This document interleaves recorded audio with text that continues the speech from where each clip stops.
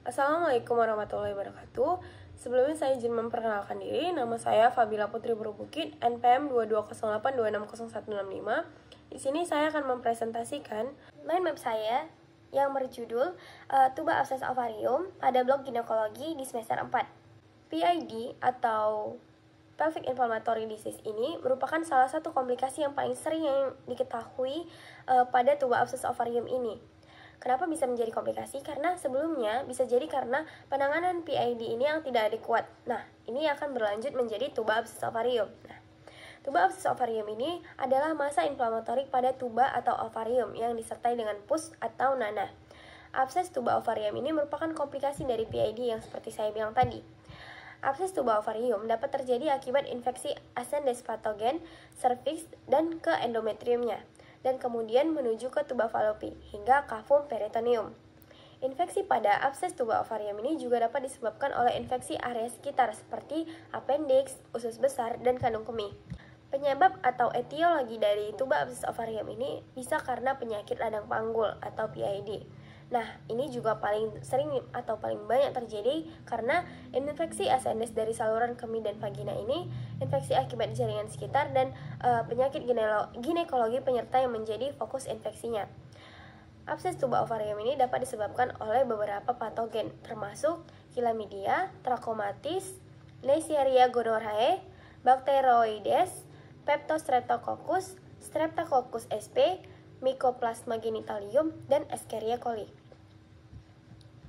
Faktor risiko dari TOA atau tuba abses ovarium ini, salah satunya yang paling sering terjadi itu adalah pemasangan kontrasepsi. Yang paling sering ini merupakan kontrasepsi IUD. Nah, di sini penggunaan IUD dapat meningkatkan faktor risiko dari infeksi saluran reproduksi, termasuk tuba abses, terutama pada bulan-bulan pertama setelah pemasangan IUD ini sendiri. Faktor risiko kedua itu ada riwayat PID sebelumnya.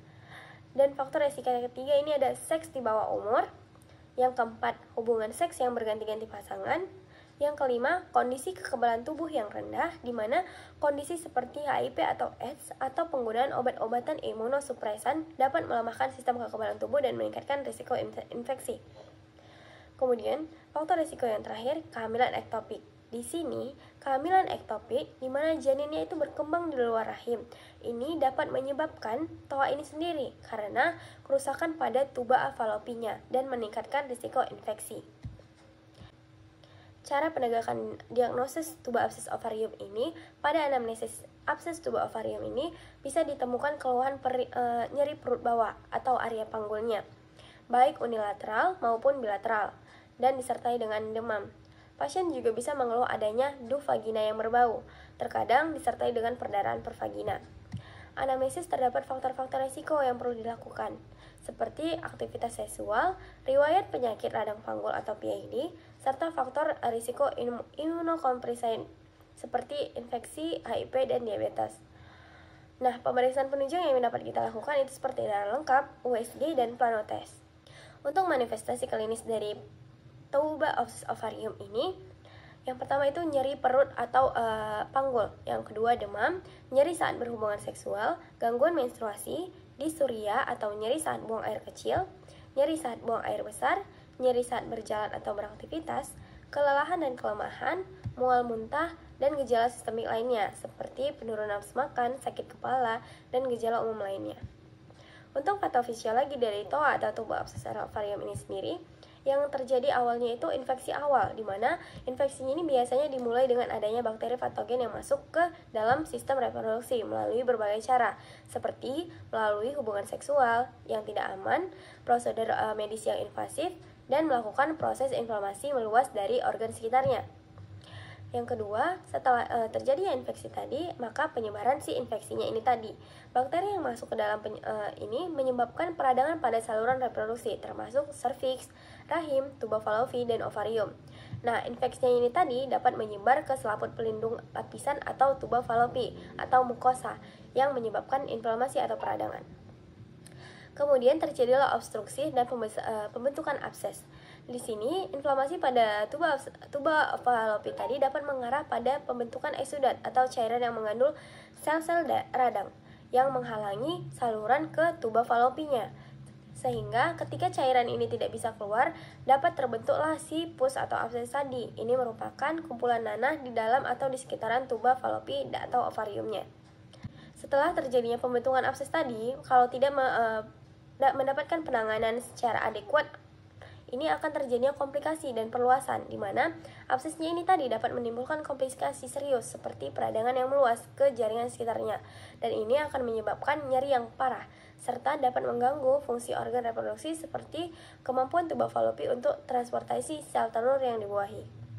Kemudian, kita masuk pada tata laksana dari tuba abses ovarium ini. Yang pertama kali kita lakukan itu yang paling utama pemberian antibiotik, di mana di sini kita lakukan pemberian antibiotik secara kombinasi. Kita berikan ceftriaxone, doxycycline, dan metronidazole. Jika tidak ada respon setelah 48 jam, kita bisa melakukan pembedahan atau bisa merekomendasikan pembedahan.